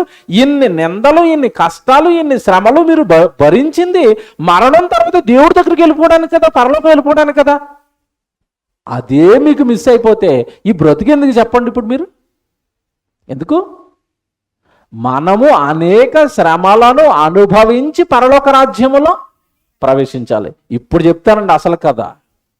ఎవరికి అర్థం అవ్వలేదు ఇది, అందుకే అసలు శ్రమ ఎత్తుకోవడానికి ఎవరు ముందుకు రారు. అసలు విషయం ఏంటో తెలుసండి. ఇప్పుడు ఈ మాట మీరు చెప్పారనుకోండి ఎవరికైనా, ఏమండి ఆయన దేవుడు కదండి, ఎవరైనా దేవుడు పిల్లలు శ్రమ పడుతుంటే చూస్తాడా? ఊరుకోండి, వాళ్ళ ప్రసంగాలన్నీ అలాగే ఉంటాయి, అబద్ధం అండి అంటారు మమ్మల్ని. 100% మేము చెప్పేది రైటు. కారణం, కళ్ళబొల్లి కథలో పుస్తకాలు పట్టుకొచ్చి మేము చెప్పటం లేదు. మీరు వింటున్నదంతా ఎక్కడి నుంచి వింటున్నారు? బైబిల్లోంచి వింటున్నారు కనుక మీరు కన్ఫర్మ్ అయిపోండి, ఇక్కడ చెప్పబడుతున్న బోధ సత్యం, తిరుగులేదు దీనికి. అయితే ఇక్కడ ఒక విషయం చెప్తాను నేను. నిజమే, వాళ్ళు అంటున్నట్టుగా మనం ఆలోచిద్దాం. ఏ తండ్రి అయినా పిల్లల్ని శ్రమ పెడతాడండి? పెడతాడా? పెడతాడా? అది వదిలేయండి, మీ పిల్లల దగ్గరికి వస్తాను. మీ పిల్లల్ని మీరు శ్రమ పెడతారా? పెట్టరు. మీ పిల్లల్ని మీరు శ్రమ పెట్టినప్పుడు దేవుడు మిమ్మల్ని శ్రమ పెడతాడా? అసలు పెట్టడు. మనకంటే టాప్ అయినా, మనకంటే సూపర్ అయినా, మనమైనా అప్పుడప్పుడు కోపం వచ్చేసి ఆడి పీకట్టేసుకుంటారు, ఆడిని బెల్టెట్టు కొట్టేస్తారు. అలాగే దేవుడు ఎప్పుడైనా మిమ్మల్ని కొట్టాడండి? కొట్టాడా? బాబు ఆయన ప్రేమ టాప్ అండి. ప్రేమ, ఆయన ప్రేమ అండి. ఎప్పుడైనా దేవుడు వచ్చి ఇలా పీకటేసుకున్నాడు మనల్ని? మీరు మీ పిల్లల్ని పట్టుకున్నారు లేదా? బాగా పట్టుకోలేదా? మీ పిల్లల్ని మీరు కొట్టలేదా? కొట్టారు. ఆయన ఎప్పుడు కొట్టడండి. కొడుక అంటాడు, నా కూతురు అని పిలుస్తాడు, దైవపుత్రులారా అంటాడు. నిజంగానండి, దేవుడు అండి ప్రేమ అండి. బైబిల్ బాగా అర్థమైపోయిన తర్వాత అండి మాకు అర్థమైపోయింది దేవుడు అంటే ప్రేమ అండి. ప్రేమ. దేవుడు వాక్యం వచ్చేసినోడికండి ప్రేమ. దేవుడు బాగా అర్థమైపోయినప్పుడు అండి మీకు ఒకటే ఫీలింగ్ ఉంటుంది, అంతా వీళ్ళు మా వాళ్ళిక. దేవుడు వాక్యం అర్థమైపోతే మనిషి మనసు ఎలా మారిపోతే తెలుసండి, అందరూ నా వాళ్ళే, అందరూ మా వాళ్ళే, అందరూ దేవుని పిల్లలే. ఇక ఆవిడ అలాగా, ఈవిడ ఎలాగా, వెనకింటి ఆయన అలాగా, ముందింటి ఆయన ఇలాగా, ఏమి ఉండవు వాక్యం వచ్చినోడికి. తెలుసా? మనసంతా హార్ట్ఫుల్గా దేవుడు వాక్యంతో నిండిపోతే అందరూ మా వాళ్ళే. పరలోకంలో ఉన్న తండ్రికి పిల్లలు. నేను వాక్యం చెప్పాలి, నేను వీళ్ళకి ఏదైనా పెట్టుకోవాలి, నేను వీళ్ళకి ఏదైనా కొనాలి, వీళ్ళని ప్రార్థనకు తీసుకెళ్ళాలి, వీళ్ళకి వాక్యం వినిపించాలి. మనసంతా దీంతో ఉంటుంది తప్పండి. ఎలాంటి విభేదాలు, కక్షలు, పగలు, అతనంటే పడదు, ఇతనంటే పడదు, మనకి ఏమీ ఉండవండి వాక్యం అర్థమైపోతే. ఎందుకంటే దేవుడికి లేవవి, ఉన్నాయా? దేవుడికి అందరం ఒకటే కదండి. విచిత్రం ఏంటంటే దేవుడు ఎంత మంచోడంటే ఆయన్ని తిడతన్న బాబు గోగిని కూడా వర్షం వేసి మంచినీళ్ళు ఇస్తున్నాడు. అది దేవుడు అంటే. మీకు అర్థమైందో లేదో? బాబు గోగిని అనేవాడు తెల్లారితే దేవుడిని తిడతాడండి, ఆడుకు కూడా నీళ్ళు ఇస్తున్నాడు. పోన్లేరా, తిడితే తిట్టో, మంచినీళ్ళు తాగులే, చచ్చిపోతావు అంటున్నాడు. చూసారా? మీ గుళ్ళో మీ పక్కన కూర్చున్న ఆవిడ ఏదో చిన్న మాట అంటే నేను ఆవిడతో మాట్లాడనిక, ఇదేంటిది? ఆయనేమో తిడుతున్నాడికి మంచినీళ్ళు ఇస్తాడా? నువ్వు పక్కన ఉన్న సహోదరు ఏదో మాట అంటే సహించుకొని కలుసుకొని పని చేసుకోలేవా? సంఘాల్లో ఇవేనండి తలపోట్లు. ఆవిడ వస్తే నేను రాను, ఆయన వస్తే నేను రాను, ఇదేంటిది? ఇదేం క్రైస్తవ్యం? అసలు దేవుడు అర్థం అవ్వలేదు మనకి. తిడుతున్న వాళ్ళు దేవుడు లేడు అంటున్నాడు. ఆడు తెల్లారులు వేస్తే టీవీలో కూర్చుని ఓలే అంటే అన్నావులేరా, చచ్చిపోతావురా, అన్నం తినరా అని అన్నం పెడుతున్నాడు. ఎలాగుంది? సూపర్ దేవుడు. మనకు అర్థమవక మన జీవితాలు ఏవో అలా సాగుతున్నాయి. నడిపించు నా నామం అన్నట్టు నెమ్మదిగా నడిపించు నా నామం. అసలు నడను నేను. ఏమండి, నేను నడవను, నువ్వే నడిపించాలా. ఆదివారం ప్రసంగం వింటాను, నడుద్దాం అనుకుంటాను, సోమవారం నుంచి ఎవడో వచ్చి కుమ్మేస్తాడు మళ్ళీ సైతాన్ గాడు. నడవను నేను. మళ్ళా నడిపించు నా నామా. ఇంకెప్పుడుగా నాయన నిన్ను నడిపించేది? ఎప్పటికండి సొంతంగా నడుస్తారు వాక్యాన్ని పట్టుకుని? ఎప్పటికండి దేవుడు వాక్యం పట్టుకుని నేను వెళ్ళిపోతానండి? నేను ఎప్పటికి వెళ్తాను? ఆయనే రావాలా ఇప్పుడు? దేవుడు ఎంత టాపో చెప్తానండి ఈరోజు. శ్రమపడండి అని దేవుడు చెప్పాడు కదండి. శ్రమలు పెట్టేది దేవుడు కాదండి. ఎవరు పెడతారు తెలుసా? సాతాను పెడతాది. మర్చిపోకండి. కీ పాయింట్ చెప్తారని ఈరోజు సూపర్ పాఠం వింటున్నారు మీరు. దేవుడు పని చేయమన్నాడండి, పని మాత్రమే మనం చేయమన్నాడండి. శ్రమ పడమంటే పనిలోనికి వెళుతున్నప్పుడు ఆటోమేటిక్గా పని చేస్తున్న వాళ్ళు వెనకాల ఎవరు వస్తారో తెలుసా? సాతాను వస్తుంది. వాడు నిన్ను శ్రమ పెడతాడు. తెలియక ఈ ఎరుబాగులు అందరూ వాళ్ళ ప్రసంగాలు తప్పండి, శ్రమలు అంటారండి, ఉత్తిదేనండి అన్నారు. ఉత్తిదే కాదు, ఏం కాదు, నీకు బైబిల్ రాక అన్నావు. దేవుడు నిన్ను పని చేయమని పుట్టించాడు. చూస్తారా? ఒక మాట చూడండి, యోబు గ్రంథం అసలు మన పుట్టుక ఎందుకు జరిగింది? యోబు గ్రంథం 7వ అధ్యాయం మొదటి వచనం చూడండి. యోబు గ్రంథం 7వ అధ్యాయము మొదటి వచనం. యోబు గ్రంథం 7వ అధ్యాయం మొదటి వచనం అండి. భూమి మీద నరుల కాలము యుద్ధ కాలము కాదా? వాని దినములు కూలి వాని దినములు వంటివి కావా? భూమి మీద నీ కాలం ఏ కాలం అట? యుద్ధ కాలం. ఎవరితో చేయాలి యుద్ధం? అపవాదితో యుద్ధం. నెక్స్ట్ ఏమన్నాడు? భూమి మీద అతని కాలం కూలివాని దినముల వంటివి కావా? అంటే నీ భూమి మీద ఉన్న నీ దినాలన్నీ ఏ దినాలట? కూలోడు ఏం చేయాలి? తెల్లవారేసరికి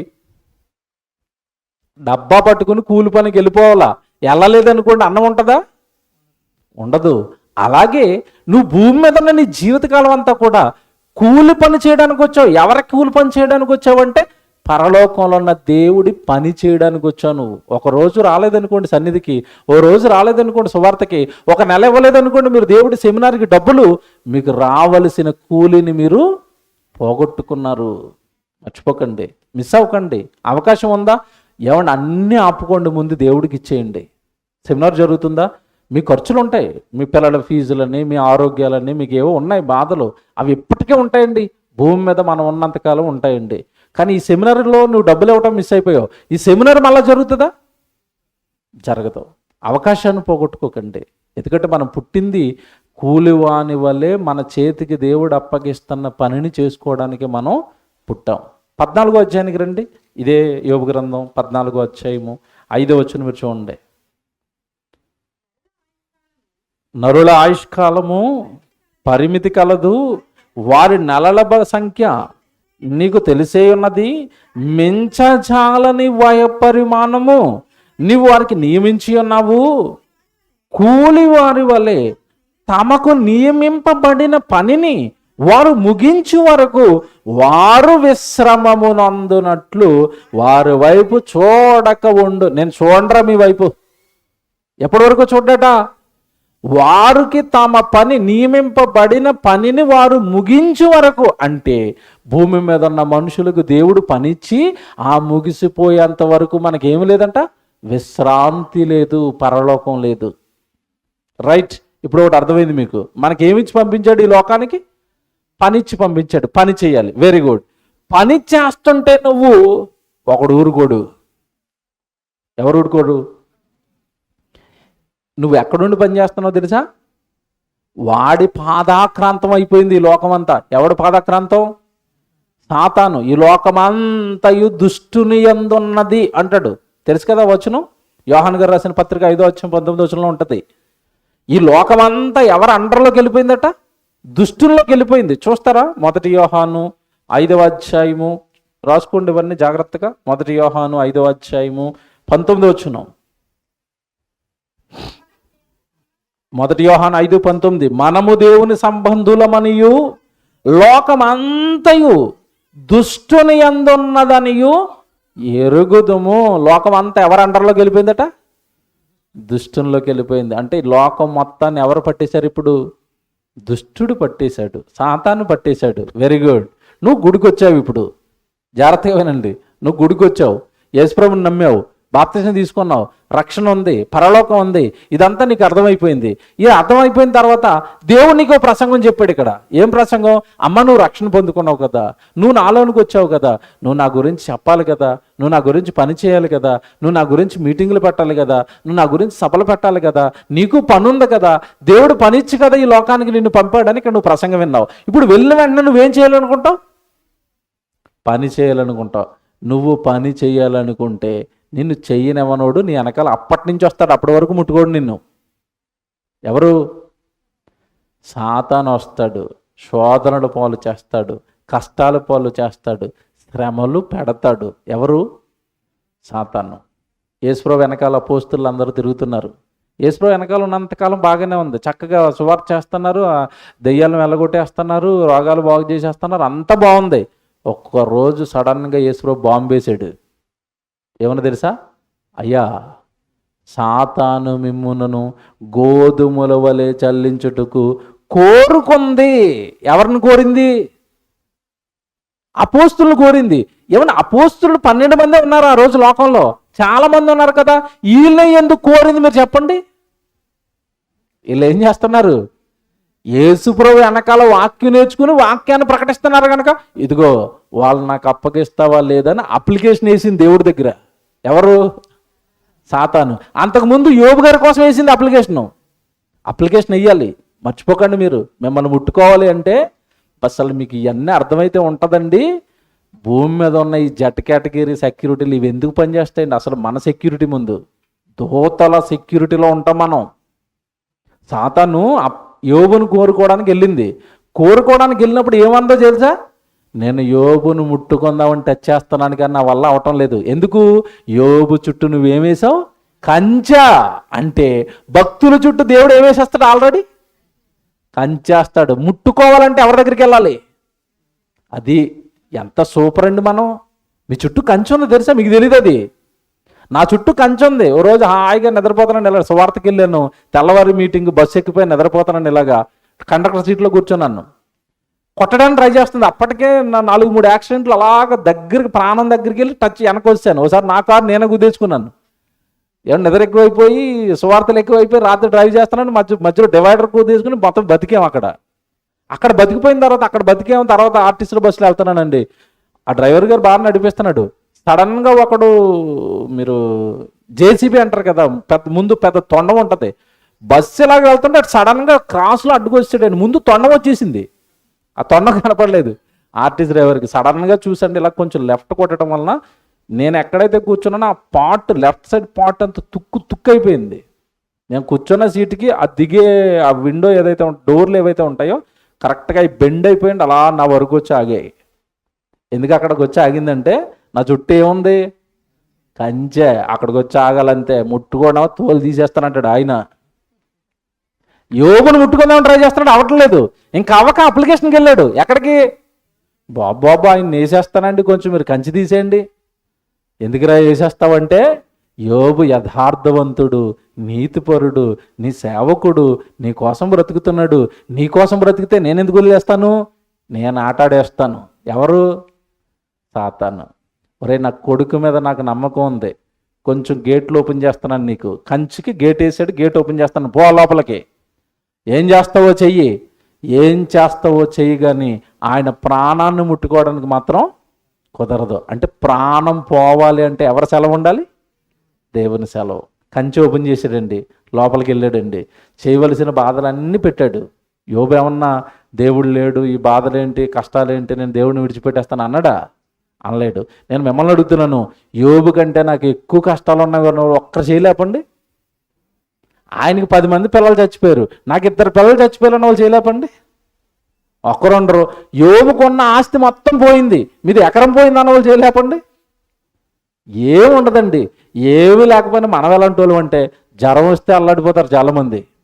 జ్వరానికి, చిన్న ప్రమాదం జరిగితే అల్లాడిపోతూ ఉంటారు, చిన్న సమస్యకి అల్లాడిపోతారు కాదండి. ఇక్కడ ఒకటి మీరు గమనించండి.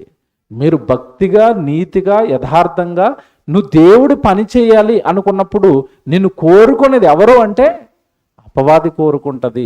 దేనికోసం కోరుకుంటుంది? శ్రమలు పెట్టడానికి, కష్టాలు పెట్టడానికి, కన్నీళ్ల పాలు చేయడానికి. Very good. ఇక్కడ మాట్లాడుతున్నాను నేను, జాగ్రత్తగా వినండి. కంచేశాడు దేవుడు, ఇది మిమ్మల్ని కోరుకుంది. దేవుడు ఓపెన్ చేశాడు. ఓపెన్ చేసిన తర్వాత ఊరుకుంటాడు అనుకుంటున్నారా దేవుడు? దేవుడు మనసు చెప్తున్నాడండి. ఈరోజు మీరు అసలు పొంగిపోతారు తెలుసా? అప్పగించినట్టుగానే అలాగా సాతానికి అప్పగించి వెనకాల ఏం చేస్తాడా వీడని అలాగే చూస్తున్నాడు దేవుడు. తెలుసా? చూస్తున్నాడు తెలుసా? చూసి బాధపడుతుంటే సైతాన్ గారిని ఏమంటాడు తెలుసండి దేవుడు? ఓ మాట చూపిస్తాను, మీరు ఎంతకాలం చదివారు, అది మీకు అర్థమై ఉండదు. కొరింథీయులకు రాసిన పత్రిక మీరు చూడండి, 10వ అధ్యాయము మొదటి పత్రిక 13వ వచనం చూడండి. కొరింథీయులకు రాసిన మొదటి పత్రిక 10వ అధ్యాయము 13వ వచనం జాగ్రత్త చదవండి. ఇది సాధారణముగా మనుషులకు కలుగు శోధన తప్ప మరి ఏమియో అదండి.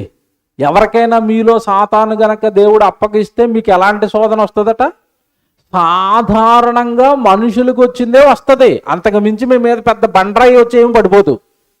చాలామందికి ఇది అర్థం అవ్వక నాకే ఇలా జరిగిపోతుంది, నేనే ఎందుకు ఇలాగ అయిపోతున్నాను, మా కుటుంబం ఎందుకు ఇలాగ అయిపోతుంది అంటే ఒకసారి యోబు కుటుంబం తెచ్చుకుంటావా? తెచ్చుకో. ఏమంటే భక్తుడు స్టెఫన్తో రాళ్లతో కొట్టి చంపేశారు కదా, ఆయన తెచ్చుకో ఒకసారి. ఆయనది పెద్ద కష్టమా, నీది పెద్ద కష్టమా? యోబుది పెద్ద కష్టమా, నీది పెద్ద కష్టమా? ఒకవేళ మీ కుటుంబంలో ఏదైనా శోధన వస్తే, నా కుటుంబంలో ఏదైనా శోధన వస్తే, ఈ చిన్నపాటి శోధనలు కూడా ఎలాంటివట? సాధారణంగా మనుషులకు వచ్చినవే మీకు వస్తున్నాయి తప్ప మీకు ఏవో పెద్ద పెద్ద కష్టాలు వచ్చేసినాయి అని మాత్రం మీరు ఫీల్ అవ్వకూడదు. నెక్స్ట్ చూడండి, అక్కడ జాగ్రత్త చదవండి. అది ఏమంటే దేవుడు వెంటనే ఈ మాట ఎందుకు అన్నాడు? ఆగండి. ఒకసారి ఆలోచించండి. సాధారణంగా మనుషులకు వచ్చే తప్ప మీకు ఏమి పెద్దగా రావని చెప్పి వెంటనే ఏమంటున్నాడు? దేవుడు నమ్మతగిన వాడు అంటే అర్థం ఏంటి? నీకు శ్రమ వస్తే నిన్ను విడిచిపెట్టేవాడు దేవుడు కాదు. శ్రమల్లో కూడా దేవుడిని నమ్ము, నీ వెనకొస్తాడు. ఎంత బాగుందండి. అంటే ఇప్పుడు ఆదరణ దేవుడు తోడు. దేవుడు ఎవరు వెనకాల రావాలనుకుంటున్నాడు? కష్టపడుతున్న వాళ్ళతో, శ్రమలు పడుతున్న వాళ్ళతో మీరు నమ్మండి. నమ్మాను. ఇప్పుడు ఏం చేస్తాడు? కింద చూడండి, దేవుడు నమ్మతగిన వాడు,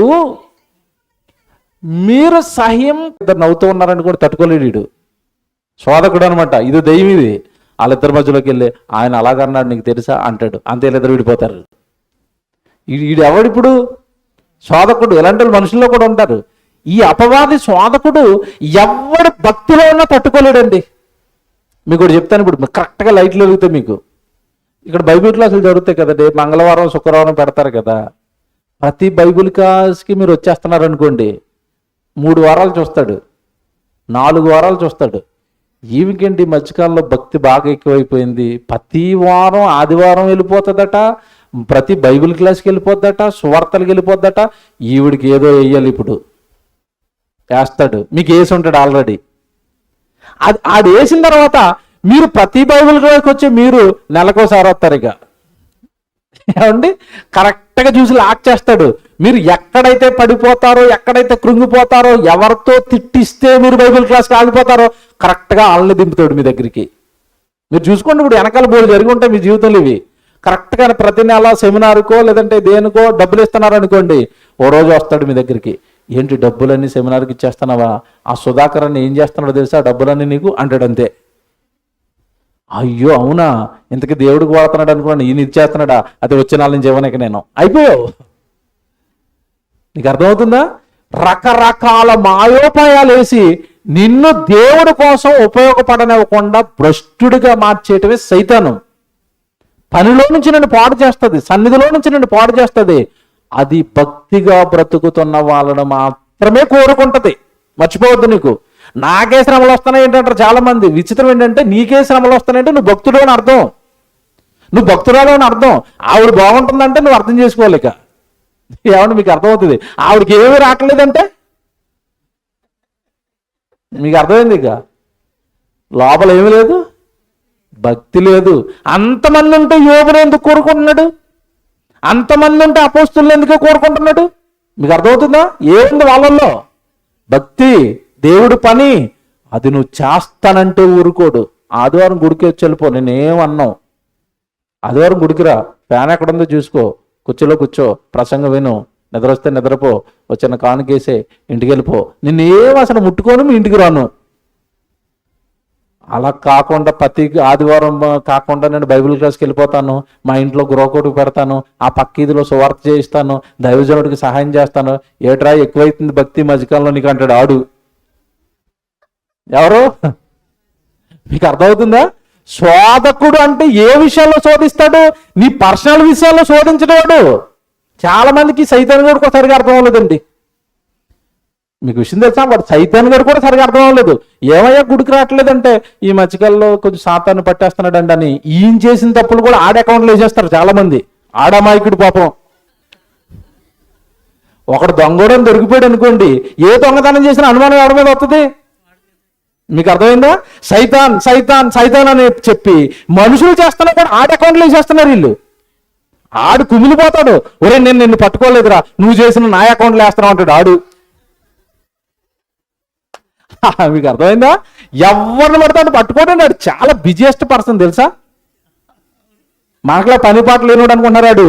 మీకు ఇక్కడ పగలు మీరు ఇక్కడ దగ్గర డ్యూటీ చేయాలి, మీరు రాత్రి మీరు అందరు నిద్రపోతారు కదా. అమెరికా వెళ్ళిపోవాడు. అక్కడ వాళ్ళకి తెల్లారి వాళ్ళు వేసారు, వాళ్ళని పట్టుకోవాలి. అంత బిజియెస్ట్ పర్సన్ సరిగా కుడికిరా నీ ఎరకలు ఎందుకు వస్తాడు? మీకు అర్థమైందా? సైతాన్ గురించి చెప్తానండి నేను పాఠాలు. దాని చిన్నులు అన్నీ ఇన్ని కాదు, దాని విషయం అంతా ఇంత కాదండి. ఏమీ అర్థం అవ్వలేదండి. సాతానండి 3 ముక్కలు తప్పండి, వాడి గురించి ఏమీ తెలియదు మన వాళ్ళకి. అందుకే పడిపోతున్నారు భక్తిలో. దేవుని పిల్లలారా, వాడు పట్టుకోవాలి అంటే ఖచ్చితంగా ఇక్కడ పట్టుకోవాల్సిన వ్యక్తులు ఏముండాలి? భక్తి. దేవుడు అంటే భయం, దేవుడి పని, దేవుడి సేవ చేస్తాను, పని చేస్తాను. మీ పరలోకంలో నా కన్న తండ్రి నిన్ను పని కోసం పుట్టించాడు కదా, ఆ నిజం ఎరిగి నువ్వు ఆ పనిలోకి వెళ్ళిపోతానంటే నిన్ను పట్టేస్తాను. నిన్ను పట్టేశాడు. పట్టేసిన తర్వాత శోధకుడు మనకి ఏం తెస్తాడు? శ్రమలు తెస్తాడు, శోధనలు తెస్తాడు, కష్టాలు తెస్తాడు. అప్పగించిన దేవుడు ఊరుకుంటాడా? ఇదేనండి దేవుడు ప్రేమ టాప్ అంటే చెప్తున్నాను. అప్పగించినట్టే అప్పగించాడు. వెనకాల వచ్చి ఒరే ఏట్రా ఎక్కువ చేస్తున్నావు, నేను అతన్ని అప్పగించినప్పుడే నీకు గీత గీశాను. ఏం గీత? గీత ఏంటి అక్కడ? మీరు చదవండి ఇప్పుడు అది 13 వచ్చిన మళ్ళీ చదవండి. సాధారణముగా మనుషులకు కలుగు శోధన తప్ప మరి ఏది మీకు సంభవింపలేదు.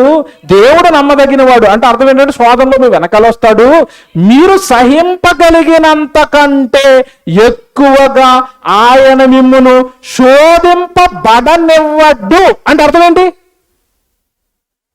ఏంటి? ఇగో ఈవిని పట్టుకున్నావు కదా, ఆవిడకి ఎక్కువ కష్టాలు పెడితే తట్టుకోలేదు. నా కూతురు చాలా సెన్సిటివ్, నేను గీత గీశాను, ఆవిడని అక్కడ వరకే శోధించాలా. గీత అవతలకి వెళ్ళావు అనుకో నీ తాట తీసేస్తానంటున్నాడు. ఎవరు? దేవుడు. ఎలాగుందండి ఇది? మీకు ఏం అర్థమైంది చెప్పండి? గీత గీసాను, అగో నా కూతురు రే. యోబు అంటే కొంచెం భక్తుడు కనుక పిల్లలు పోయినా తట్టుకుంటాడు. నువ్వు ఈవెన్ పిల్లలు పోగొట్టిస్తున్నాడు, ఊరుకోను. ఆ పిల్లడికి జ్వరమో చిన్న యాక్సిడెంట్ చెయ్యి అంతే, ప్రాణం తీసేస్తే నా కూతురు పడిపోతురే, ప్రాణం తీయడానికి కుదరదు. ఎలాగుంది?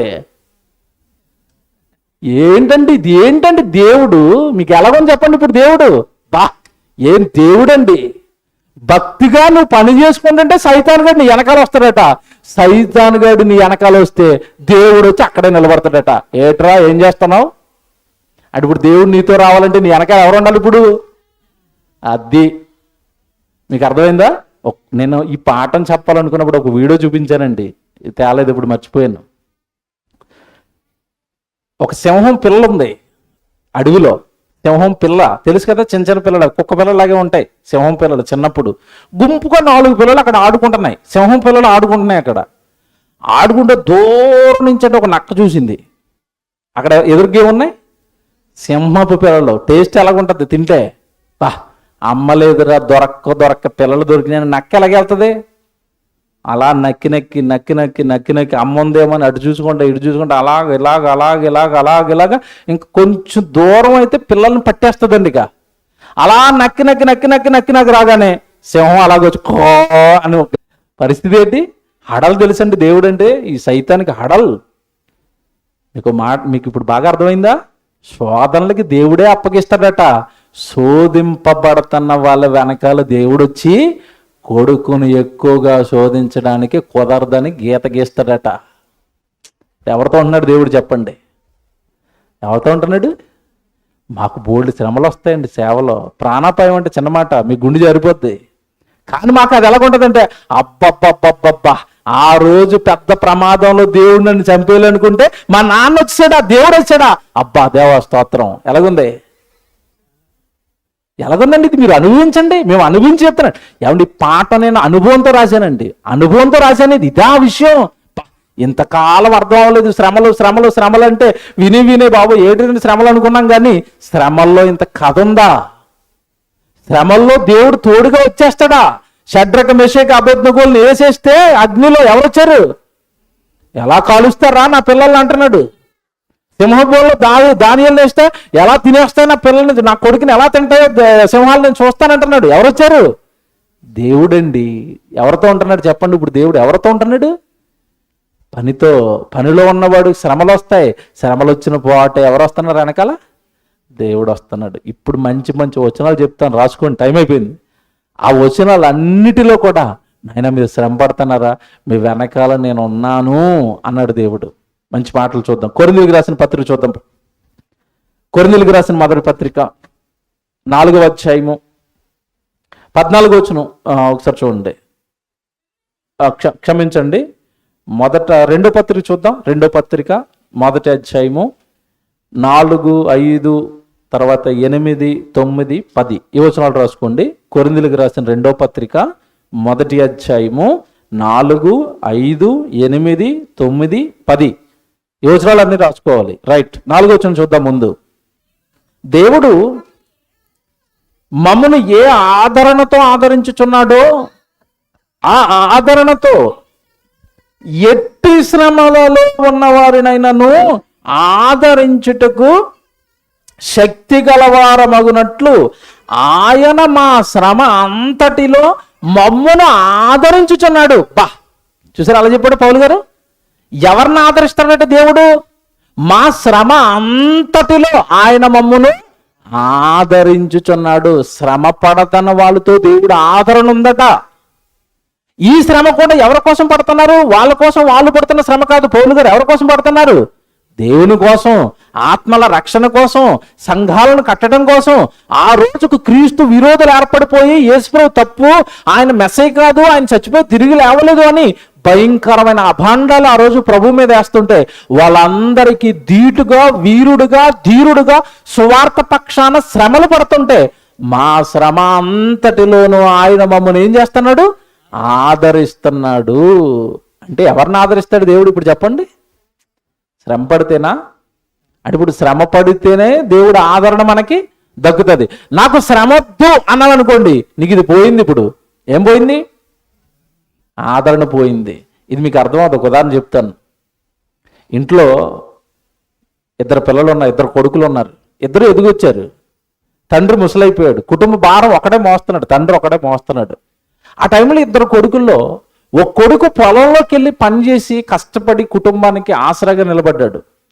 ఒకడు పోరంబోకోడు అయిపోయి ఊరి మీద పడి తిరుగుతున్నాడు. అర్థమవుతుందా?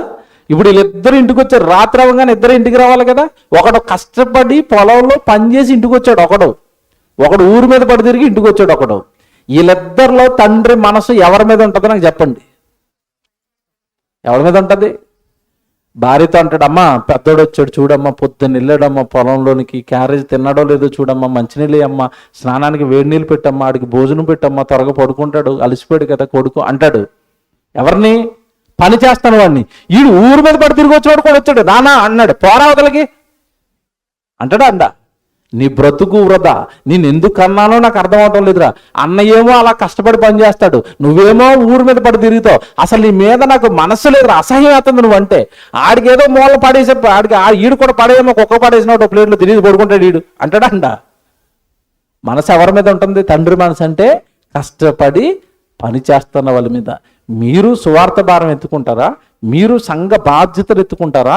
సంఘంలో జరుగుతున్న పరిచర్య భారాన్ని మీరు కూడా పంచుకుంటారా? ఆ పరిచర్య కోసమో, ఆ కష్టం కోసమో భూమి మీద మీరు ఎన్నో శ్రమలు పడుతూ ఉంటారా? దేవుడి ఆదరణ, దేవుడి తోడు మీతో వస్తుంది. వాక్యం నమ్మాలండి, గుడ్డుగా నమ్మాలి వాక్యాలని. మాకు శ్రమలు ఎక్కువైపోతున్నాయి, దాంతోపాటు దేవుడి ఆదరణ కూడా మాకు ఎక్కువైపోతుంది అంటాడు. కిందకి వెళ్ళేసరికి చదువుకోండి, ఆ వచనాలన్నీ అందుకే రాయించాను. చదువుకున్న టైం అయిపోయింది కదా. మాకు శ్రమలు విస్తరిస్తున్నాయి, అలాగే మాకు దేవుడి ఆదరణ కూడా విస్తరిస్తుంది అంటాడు. కిందకి చదువుకోండి, తర్వాత నేను చెప్పిన వచనాలన్నీ. ఇప్పుడు నేను 4వ వచనం చదివాను, 5, 8, 9, 10 తర్వాత చదువుకోండి. ఇంటికి వెళ్ళిన తర్వాత మీకు చాలా ధైర్యాన్ని ఇస్తాయి ఆ మాటలు. శ్రమలు పడుతున్నాం, దేవుడు కూడా మా వెనకాలే వచ్చేస్తున్నాడు. కష్టాలు పడుతున్నాం, దేవుడు మాకు తోడుగా ఉంటున్నాడు. వాడ పగిలిపోయిందట పౌలు గారు, తెలుసు కదా. సువార్త ప్రయాణంలో ఏం పగిలిదట? వాడ పగిలిపోతాడంటే సముద్రంలో పడిపోయిన తర్వాత ఎవడైనా బతుకుతాడా? పౌలు గారు బతికాడా? బతికాడు. అంటే ఎవరు వచ్చారు వెనకాల? సముద్రంలో పడిపో కొడుకు అలాగా అల్లాడిపోతాడు, దేవుడు చూస్తూ ఊరుకుంటాడా? ఊరుకోడు. కానీ ఒకప్పుడు నావ జలప్రలయంలో పిల్లలు గిలగిల నీటిలో పడి చచ్చిపోతాడు, చూస్తున్నాడా? చూసి వాళ్ళని చంపాడు, కానీ పౌలు గారిని చంపుకున్నాడా? చంపుకోలేదు. ఎందుకు? ఆయన కోసం కష్టపడుతున్నాడు. మర్చిపోకూడదు. శ్రమల పడుతున్న వాళ్ళతోనే ఎవరు వస్తున్నారు? దేవుడు వస్తున్నాడు. మీకు ఏమర్థమైంది ఇప్పుడు? మన కుటుంబం బాగుండాలి అంటే మనం కూడా దేవుడు పరిచర్య భారం ఏదోటి ఎత్తుకుని మనం కూడా ప్రభు పక్షాన్ని ఏం పడుతూ ఉండాలి? శ్రమ. పని పెట్టుకోండి, ఆటోమేటిక్గా శ్రమ వస్తుంది. మీరు పిలవాల్సిన అవసరం లేదు. మీరు పని ఎత్తుకోండి, సైతాన్ గడు మీ ఇంటి ముందే ఉంటాడు. వచ్చాను, ఏంటి పని చేస్తున్నారట అంటాడు.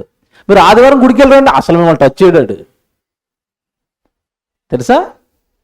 ఈ విషయం తెలియకండి చాలా మంది దేవుడు తోడును పోగొట్టుకుంటున్నారండి. మంచి మాటలు చూపిస్తాను, నీకు ముగించేస్తాను. పేతురు గారు రాసిన మొదటి పత్రిక మీరు చూడండి. పేతురు గారు రాసిన మొదటి పత్రిక 4వ అధ్యాయము 14వ వచనం చూడండి.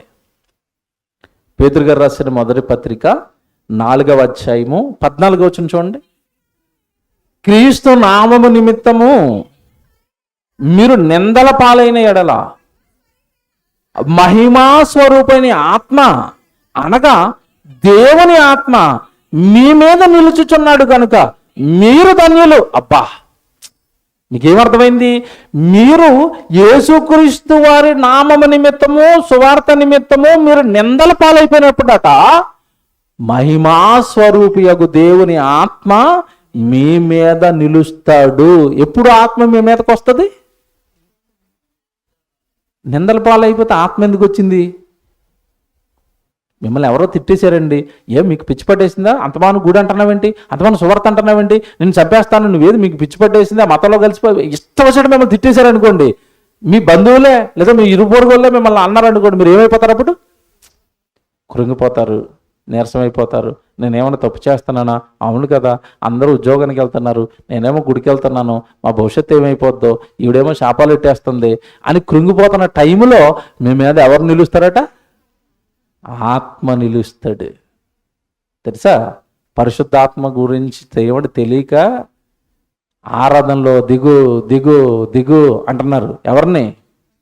పరిశుద్ధాత్మ దేవుడిని. సభలు పెట్టి అదిగో దిగుతున్నాడు, ఇదిగో దిగుతున్నాడు, ఆ మూలను దిగాడు, ఏ మూలను దిగాడు అన్నాడు. ఏ మూలనే దిగడైనా మూలలో ఏమి దిగడవు. నువ్వు పని చేస్తే ఆ పనిలో నీకు శ్రమ వస్తుంటే నిన్ను ధైర్యపరచడానికి నీలో దిగుతాడు. నువ్వు గంతులేస్తున్నప్పుడు, ఆరాధనలు వేస్తున్నప్పుడు, హల్లెలూయా అని కేకలేస్తున్నప్పుడు దిగడవు. అలా దిగుతాడని బైబిల్లో ఎక్కడ ఒక వచనం లేదు. పట్టుకుని రమ్మనండి ఎవరినైనా. అల్లరి చేస్తున్నప్పుడు, కేకలేస్తున్నప్పుడు, గోల చేసేస్తున్నప్పుడు పరిశుద్ధాత్మ దేవుడు దిగుతాడని బైబిల్ ఎక్కడైనా ఉందా? ఉందా? పోనీ పరిశుద్ధాత్మ దేవుడు బైబిల్లో చాలా మంది మీదకి దిగాడు కదా, ఆ దిగినప్పుడు ఈ రోజు అరుస్తున్నట్టుగా కేకలేస్తున్నట్టుగా వాళ్ళు ఏమైనా వేశారా? యేసుప్రభు నెలలో బాప్తిజం తీసుకున్నాడండి, పరిశుద్ధాత్మ దేవుడు దిగాడండి, వెంటనే కింద పడి దొల్లేశాడు యేసుప్రభు. అపోస్తలుల మీదకి పెంతుకొస్తున్న పండగ దినం దిగాడండి, వాళ్ళు అల్లరి చేసి కేకలేసి గంతులేసి కింద మీద దొల్లేశారా? ఈరోజు పరిశుద్ధాత్మ దేవుడు పేరట ఏం చెప్తున్నారంటే, ఆయన వస్తే దొల్లేస్తారని, ఆయన వస్తే కేకలేసేస్తారని, ఆయన వచ్చేస్తే అల్లరని బైబిల్లో లేనివి పుట్టించి గిట్టించి సంఘాలను సర్వనాశనం చేశారండి. ఈరోజు ఎక్కడ బైబిల్లో ఉండదు వాళ్ళు చెప్తున్నది. ఇదిగో పరిశుద్ధాత్మ దేవుడు మహిమా స్వరూపమైన ఆత్మ నీ మీదకి ఎప్పుడు వస్తాడో తెలుసా? నువ్వు కృంగిపోతున్న వేళ నిన్ను ఆదరించడానికి వస్తాడు, నిన్ను ధైర్యపరచడానికి వస్తాడు. ఇంకో విషయం చెప్పనా, నీ శరీరంలో బలాన్ని నింపడానికి వస్తాడు. ఎప్పుడైతే కృంగిపోయామో అన్నం తినలేదనుకోండి, ఆటోమేటిక్గా బాడీ నుండి ఏమొస్తుంది? నీరసం. ఆ నీరసానికి శక్తి కావాలంటే శరీరంలో ఎవరు ఉండాలో తెలుసా? పరిశుద్ధాత్మ దేవుడు. పాత నిబంధనలో భక్తులంతా పెద్ద పెద్ద యుద్ధాలు చేశారు. సంసోను కానీ దావీదు కానీ వాళ్ళ కండబలంతో చేశారు అనుకున్నారు. ఆ యుద్ధాలన్నీ వాళ్ళ మీద ఎవరున్నారు? పరిశుద్ధాత్మ దేవుడు ఉండబట్టి సంసోను పచ్చి దవడం తీసుకుని 1000 మందిని నరికాడు. ఆ తర్వాత పిలక కట్ చేసిన తర్వాత పరిశుద్ధాత్మ దేవుడు వెళ్ళిపోయాడు. నరుగుతున్నాడా? మీకు అర్థమైందా? పిలకొద్దురా బాబు, పిలక రహస్యం చెప్పొద్దంటే పిలక రహస్యం చెప్పేశాడు, కట్ చేశారు, ఆయన వెళ్ళిపోయాడు. తర్వాత అప్పటికి ఎన్నిసార్లు పట్టుకున్నా ఇలా విరజిమ్మేశారట మనుషుల్ని, ఇలా గెంటుతో పడిపోయారట.